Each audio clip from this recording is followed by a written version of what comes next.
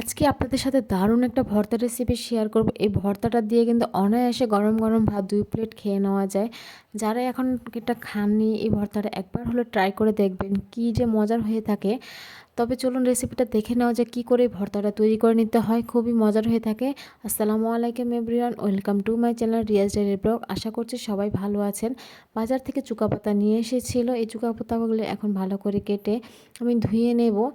এখন এগুলোকে বেছে নিচ্ছি। আপনারা যদি চান এই ডুগাগুলি ফেলে না দিয়ে যাদের জায়গা আছে তারা কিন্তু এগুলো যদি লাগাতে পারেন বা বারিন্দার মধ্যে লাগাতে পারেন, এখান থেকে কিন্তু চুকা পাতা হবে। এত গাছের জিনিস কিন্তু খেতেই মজাই আলাদা। তারপরে তো সব কিছু আমি ভালো করে পাতাগুলো আমি বেছে নিয়েছিলাম, ধুয়েও নিচে পরিষ্কার করে। তারপর তো চুলায় বসিয়ে দিয়েছিলাম। চুলায় বসিয়ে এখন আমি কিছুটা পানি দিয়ে এটাকে সেদ্ধ করে নেব। আমি অল্প একটু পানি দিয়েছি, এটা থেকে কিন্তু এমনি পর্যাপ্ত পরিমাণ পানি উঠবে। এটা ঢাকা দিয়ে এটা সেদ্ধ করবো না, এমনিতে এটাকে সেদ্ধ করে নেব। তারপরে তো কিছুটা শুটকি নিয়ে নিয়েছিলাম। এই ভর্তাটার সাথে শুটকিটা কিন্তু দিলে খুবই মজার হয়ে থাকে। তারপরে তো চুকা পাতাগুলো ভালো করে একটু শুকনো শুকনো করে আমি এগুলোকে শুকিয়ে নিয়েছি।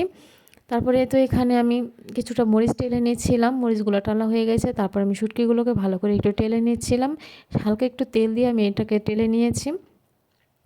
এভাবে করে সব কিছু তৈরি করে যখন কাজ করতে যাবেন তখন কিন্তু সব কিছুর কাজ দ্রুত হয়ে যায়। তারপর পেঁয়াজগুলো ভালো করে আমি ঠিক কেটে নিয়েছি, রসুনগুলো, মরিচগুলো সব কিছু একদম সব কিছু একবারে নিয়ে তারপর আমি ভর্তাটা বানাতে চলে গিয়েছিলাম। এখানে হলো পাটায় বেটে ভর্তাটা তৈরি করব। অনেকে ব্লেন্ডারে করে, ব্লেন্ডার থেকে পাটায় ভর্তা কিন্তু খেতে ভীষণ মজার হয়ে থাকে। তারপর এখানে আমি প্রথমে মরিচ আর লবণ দিলাম, সেটাকে ভালো করে মিহি করে বেটে নিয়েছি। রসুনগুলো দিয়েও ভালো করে মিহি করে বেটে নিয়েছি। তারপরে তো শুটকিগুলো দিয়েও একদম মিহি করে বেটে নিতে হবে। একদমই কাটা থাকা যাবে না, কাটা থাকলে কিন্তু গলায় লাগবে।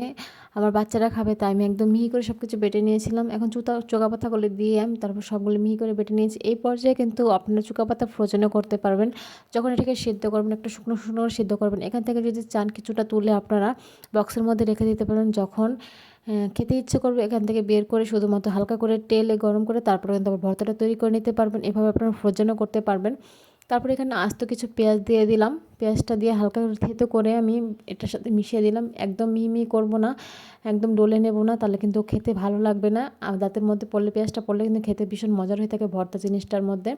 এই তো পাটায় মাখা ভাত মা দাদিদের কাছ থেকে শেখা, এটা এত মজা হয় খেতে, অনেকটা ভালো লাগে এই পাটায় মাখা ভাত খেতে। দেখুন লুকসটা কত সুন্দর এসেছে। এই ভর্তা দিয়ে 2 প্লেট ভাত অনায়াসে খেয়ে ফেলা যায়।